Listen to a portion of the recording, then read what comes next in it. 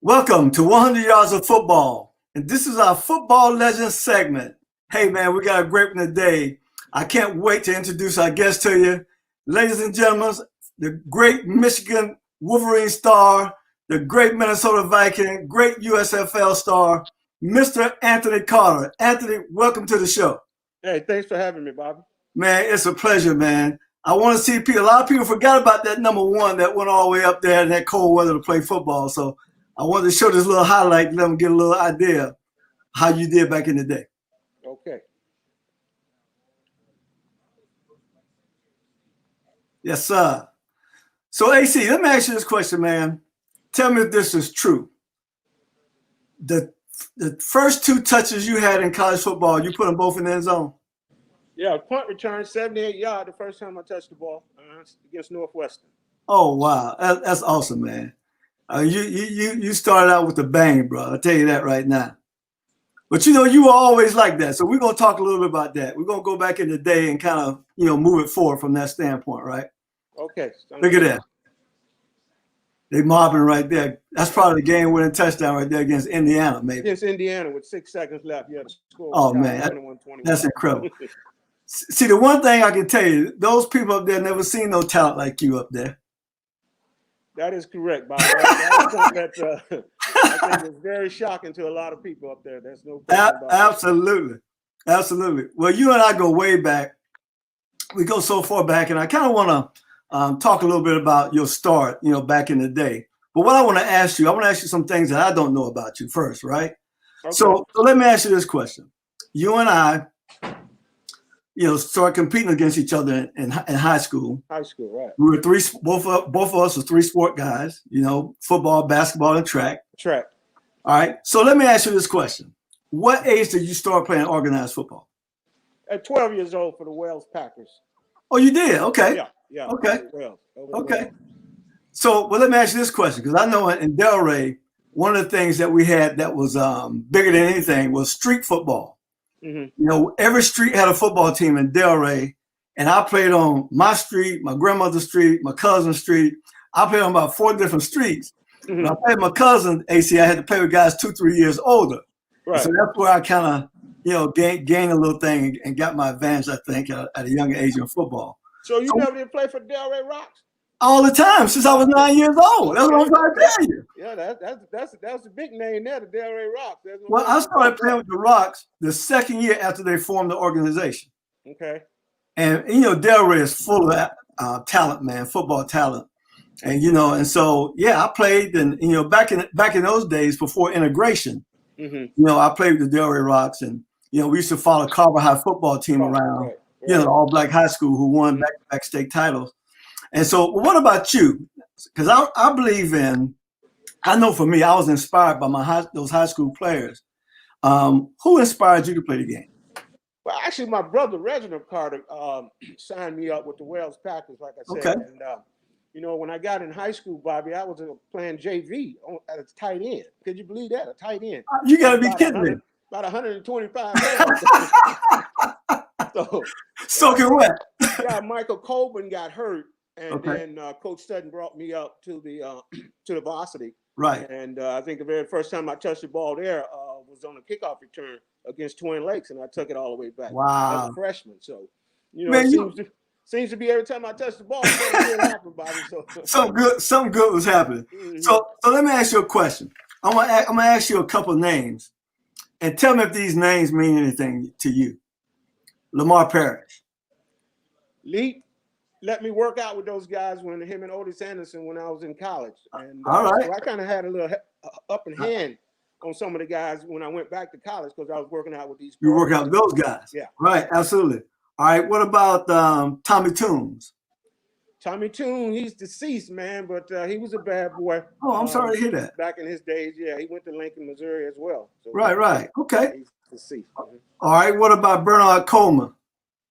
Coleman boys, that's why I say Michael Coleman was the youngest brother. That's why I say that he got hurt and then he brought me up to the varsity. But those guys are played at Bethune-Cookman.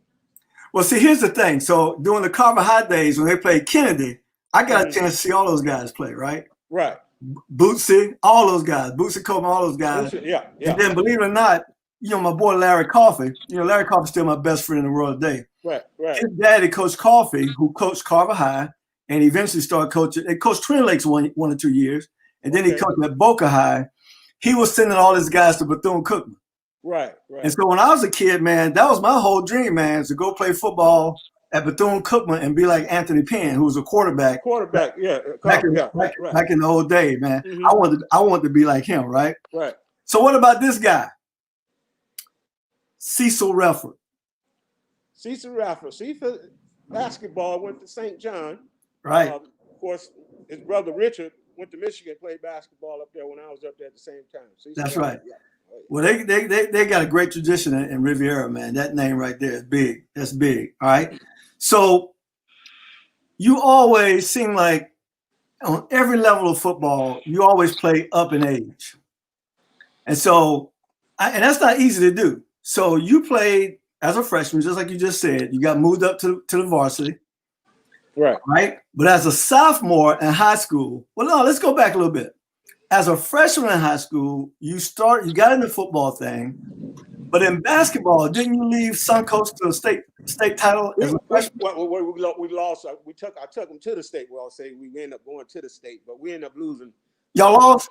Yeah, we ended up losing to Tallahassee Ricketts. Oh, all right. Wow. Okay. Wow. But as a ninth grader, man, even basketball, you're doing it in a big way, man. Where just like some kids had to wait till their junior, senior year to get it going. Yeah, I think a lot of people thought I should have played basketball more so than football, Bobby. But I thought I picked the right sport. So. Oh, most definitely, definitely. Yeah. All right. So as a sophomore, all right. So I'm a senior in high school. We're 2 years apart. I'm 2 years ahead of you. We're playing against each other. And as a sophomore wide receiver, you scored 36 touchdowns that year. And I know you beat me out for player of the year, right? Right. But as a 10th grader, man, you scored 36 touchdowns. I mean, that's incredible. That's incredible. Yeah, well, I appreciate it. We had some good football team, Bobby, but we just couldn't beat you guys. I remember asking you that TA, what it stood for on you guys' helmet, but I won't say what you told me what the name is. So absolutely. That's what it stood for. That's what it stood for, right? Yes, sir. And so but we were blessed and fortunate enough to play in a great time. When I look at your game, I look at mine. There's a lot of similarities, especially because we got a chance to play big time Division I football. Right. And you went to Michigan. How much did you weigh as a freshman? 155. 155. You were bigger than me. I went to Tallahassee. I weighed 145 pounds. Yeah, I weighed 145 pounds. And it was the big thing, man. When I went on my recruiting trip, I got in the room with Coach Bowden, and the guy who was recruiting me said, "Look, Bobby, when you go in the room, don't take your jacket off." I'm like, why I can't take my jacket off, right? So I ain't gonna take my jacket off. And so didn't know though that when I got there, when I was weighing in practice and weighing out of practice every day in the summer, Coach Bowden was giving him a hard time. Why y'all got him up here? He don't weigh but 140 pounds. Right. So you can imagine when I was weighing out, losing 10, 12 pounds of water weight, right? Right. I'm in my 130s, low 130s and stuff like that. But I'll never forget making a play in practice one day, and the rest of that was history. The rest of that was history. So, yeah, man. So, listen, let me ask you a question, all right? You did all that in high school. It seemed like the moment was never too big for you, AC, you were so mentally and physically ready for it, but you were ready for it. I mean, you practiced, you had your mindset ready, you just did what you did. All right. And you was coached by a great high school coach. You were coached by Al Sutton. So how was it playing for Coach Al Sutton? Did we lose, AC?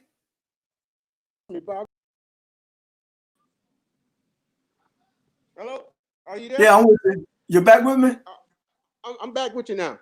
Playing for okay, Coach good. Sutton, it was great. He was tough on a lot of guys. He was tough on myself as well. So, right. I think Coach Sutton kind of prepared me for college in the pro, because all he did, Bobby, was run that quick slant and the 5 toss. Absolutely. They were the only plays that he had two plays that I had. The quick slant and the 5-toss.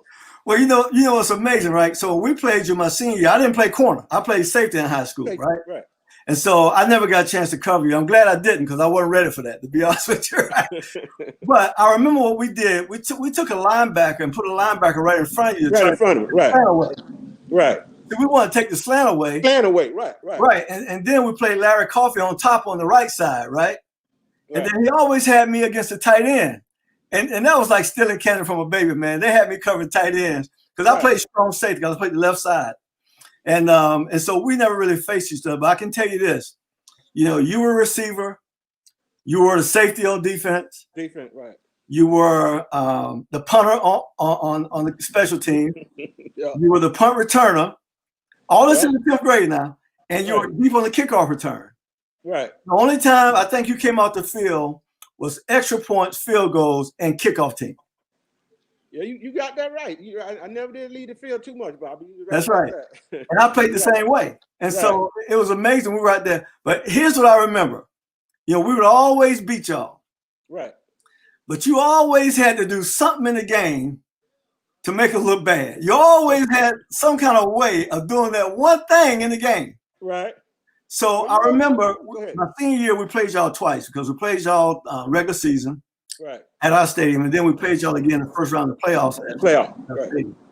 So the regular season game, you took a kickoff return all the way back. All right.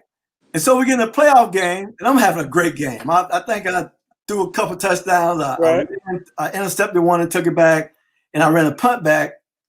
And then at the end of the game, I threw a 7 route to Jerome Burgess down there on the goal line, going to the end zone, trying to put another one in. Right. And you picked it off right at the goal line and went 99 yards. I don't know how you remember all them, boy. I don't know how you remember all that. I remember it because you picked my ball off. Right, so it was your ball I picked off. Hey, and here's the thing. So when you caught the ball, you come to the sidelines, I started pointing at you. I said, I'm finna knock him out, right? I've got to knock him out. Right. I ran in there and went to hit you, man, and you took that little left turn. You know how you do. You took that little left turn. Right. And I looked down and said, God, dog, there you go. That number 21 was going. Yes, sir. That's like that. We never could beat you guys, though, Bobby. That's one thing about it. We never could beat you guys. So you never beat Atlantic after I left? Nope. Never wow. Did. Never did. Wow, that's tough because y'all did have a good program. Yeah, we did, but we never could get past you guys. So, Anthony, you were recruited by everybody coming out of high school. I know everybody in the country wanted Anthony Carter. I know I wanted you to come to Tallahassee, right? Right. And but you went to Michigan. So a South Florida boy all the way up there in that cold. What was it about Michigan, man, that got you to go up there? You know what? I just wanted to get away, Bobby. Once that thing didn't work out, was I originally signed with Florida State, remember? Right. I ended up signing with Florida State, and I really was going to go there because this little young lady that was going to FAMU that I was seeing from Martin County High School. Okay, all right. So I was trying to get close to her, and my mom didn't like that. So back then, you underage, you couldn't go to school unless your parents signed for you. My mother wouldn't sign for me. We ended up staying all night in the car, school field, myself and her. In front of my mother's house, man, and it was real close. But I just wanted to get away, pretty much, Bobby. Right. Well, there's nothing wrong with it, and then I can imagine, right? Because at Florida State, I remember I showed you around, right? And you came Oklahoma State game. I can remember the game and everything, right? I was a sophomore, right. And I showed you around. But I can imagine we only put in our stadium about 35,000 at the time. And you go to Michigan on a trip, and they got 105,000 sitting up there. 105, but quiet though. 105 quiet. Quiet. They quiet, man. You can't get them too riled up. They're not as loud, but like you say, they haven't seen anybody like me and the talent that I have, and it kind of got them out of their seats a little bit. Right. I tell you, you were excited up there, but I'm gonna tell you something, man. I was so proud, man. I've always been that kind of a guy. When we're competing against each other, we're competing. Right. But when I go to school, when I tell people about my boys back home, all the guys who I played against, I'm selling Palm Beach County like this, right? I'm selling big, right? And then when you get on TV and do some of the things that you did, man, it was really special. It was really special. Well, I appreciate it. So you go to Michigan, you're a 3-time All-American.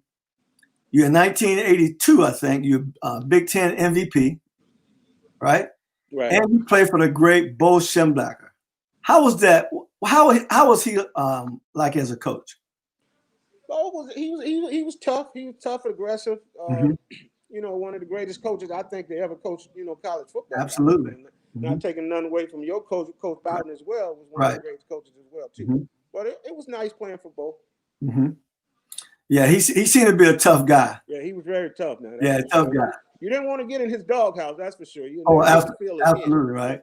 Well, I tell you what. So you came to Florida State on a trip. I lost you to Michigan. Evan Cooper came. I showed Evan Cooper around. I lost him to Michigan. Right. You know, all my boys from South Florida, man, they all went to Michigan on me. I had Nate Newton. Nate Newton got away from me. Okay. Man, I lost everybody I showed. Is that right? Except Jesse Hester. Jesse Hester, okay. The Jet came. I got one out of all of them. I got one, right? Right. I got one. So that was a blast, man. So all right, so you play well at Michigan. You're a 3-time All-American. You're MVP of the Big Ten. I mean, you do it up big time. You know, and so coming out, getting ready to go into the professional ranks, instead of going to the NFL draft, you chose to go in the USFL. Right. What was your thinking and your mindset behind that? Well, once they got a team in Michigan, just wanted to stay and play in front of the Michigan fans, which they had the territorial rights. They had my rights. Right, absolutely. But just having the opportunity just to stay in the state of Michigan and play in front of the Michigan fans, Bobby, was really one of the decisions why I decided to go there. And then, of course, you know, you hear some rumors talking about your size and whatnot. You're too small. You may not make it in the NFL. So once that league came about, it was an easy decision for me. Right. Well, I tell you, I know size didn't bother you because I know it didn't bother me. It's all we had, right? That's all we had, exactly. You know, and anytime I heard a pro scout say anything about me, I remember when I was at Florida State, and you know, back then we didn't have a combine when I came out, so we had to work out for scouts to come to the school, and so the only thing I would hear negative say, "Look, man, you're just so small. You just need to get in the weight room, right?" Right. And so, but I'm out there running 4.34s. I'm putting it down. I'm running track at Florida State, and I'm doing that. And so I could run and I could play, but the only negative they had was, man, you know, you got to get in the weight room. You're just small. You're too small. Exactly. But at the end of the day, you know, I got drafted high, you know, and it was all about the ability to play. You know, you got drafted high as well. But the Miami Dolphins was smart. I mean, they drafted you in the 12th round after knowing that you were not going to play in the NFL right away. They drafted you to get your rights so they can bring you in or trade you or do whatever you got to do from a business standpoint. They did that in the 12th round. So let me ask you this question. Did you ever want to play for the Dolphins? I would have loved to, you know, home team, you know, that's who we rooted for growing up. And definitely would have loved that, wanted to play for the Miami Dolphins. There's no question about it. Right. But once I got traded to Minnesota, I just wanted to play in the league, Bobby. And it really didn't matter then after that. Absolutely. Absolutely. Well, you and I played against each other a handful of times, about 4 or 5 times in the league. And so I'm so happy I can say on this show right now today, AC did not get me, y'all. He didn't get me. No. But I'm going to tell you, I remember one game up in Minnesota. It had to be the first play of the game or the second play of the game. Y'all ran a sluggo route on me. Mm-hmm. Right? A slant and go. Go, right. And I broke on that slant so hard, and you were gone. Right. And I looked up and I go, oh my gosh. And Tommy Kramer overthrew the pass. Overthrew it, exactly, yeah. Boy, I was so happy. I said, boy, because I can't go back home. If that joke would have caught that ball, I can't go back to Delray, man. Right. So I thought that was funny, man. But you know, you were great to play against and compete against. I did get one up against Carlos in college at the end of the game. Okay. Right. So he'll never let me. He always bring that up on me. He always bring it up. So every time I play against him with the team, he's still out there, right? Still in Kansas City. Yeah, I don't know what he's doing now. You know, he was. I know he owns some franchises. McDonald's franchises. Right. Exactly. Yeah. Exactly. Carlos was a great guy. But you know, it's amazing that during that time in high school, I mean, you didn't play against all of them, but I was right in the middle, right? Me and Ricky Jackson. Right. So me and Ricky, I had a chance to play against Ricky, compete against Ricky Jackson. O.J. Anderson was 2 years ahead of me, so I was a starter on varsity as a sophomore as well, Anthony, right. And playing free safety, backup quarterback. and OJ was running that ball. Right. And you know how he ran it, right? Oh yeah. And so in high school, man, he was every bit of 230 in high school. He's big, man. Big. And I weighed 135 pounds my sophomore year. Mm-hmm. The best game I played was against Forest Hill that year. Is that right? And that gave me a lot of confidence. But him and I had a head-on-head collision. I got knocked out though. Mm-hmm. Yeah, he's a big boy. I've been playing golf with him every time he comes down. Oh yeah? Yeah, when he comes down. Yeah. He's a good guy. He's a funny guy too, man. Yeah. He's a funny guy. So I had a chance to play against him. We're all in the same district. Him, Ricky, you, Carlos Carlson. Of course, Carlos played running back at the time for John I. Leonard. John I. Leonard, right. Yeah, so I got a chance to compete again. So we had a pretty good group right there in our little conference, man. Right at the same time. A lot of great. But here's the thing. There's a lot of talent. There's a lot of talent still coming out of here too, Palm Beach County. That's a lot of talent. But you know what's amazing though? We made it. But think about all the talent that didn't make it out. Didn't make it, right. Yeah. That we can say, man, those guys right there. I don't know how they didn't make it. Right. Because I played with some guys like Mo Wesley. I don't know if you remember Mo Wesley. I remember Mo. You remember Mo, right? Yeah. A guy named Elijah Davis. They were gone. They were 1 year ahead of me. So Elijah Davis was a fullback. He was about 220 in high school. I mean, just beast of players, man. That I thought would have come out, but it's a hard track, man. It's a hard journey, and so it don't go that well for everybody, right? So anyway, man. So tell me about the Carter boys. You got any boys playing ball? Nope, no boys playing ball. My youngest son had cerebral palsy, Bobby, and I try to spend a lot of time with him. Absolutely. I was blessed to play in the league and was blessed to be able to be home with him. So right, I didn't spend much time with him. Nope. My daughter though, she graduated from Florida State, but she ran track in high school. Okay. And she didn't run in college, and I told her, hey, if you don't want to run, you don't run. So right, she didn't run, but she's an FSU grad as well. All right, cool. That's cool. Mm-hmm. One last question. Who's the greatest wide receiver to come out of Suncoast High School? Oh, well, I have to say myself, Anthony. But there's another guy who's pretty good. He's pretty special too. Devin Hester. Devin Hester. Yeah. Not as good as you at wide receiver, but a great return specialist, right? Return man. Yeah. So a lot of talent in Palm Beach County, man, just all up and down the highway, man. And then when you get on I-95 and you get to Southern Boulevard, man, and you head west, about 45 miles, you hit the muck. Right. You get out there, it's loaded out there. Absolutely. It still is. Anquan Bolden, Ricky Jackson, Remus Johnson. I mean, we can go on and on. The Banks family. We can go on and on and on about the talent we have in Palm Beach County. Absolutely. So that's good, man. So listen, man, thank you for coming on the show. We really appreciate your time, man. And I'm going to hit you up when I get down there and hope we can get together, man. Sounds good, B. Appreciate it. Well, if you like the video today, like it, share it, subscribe. This is 100 Yards of Football, and this is your Football Legends segment. I'm your host, Bobby Butler.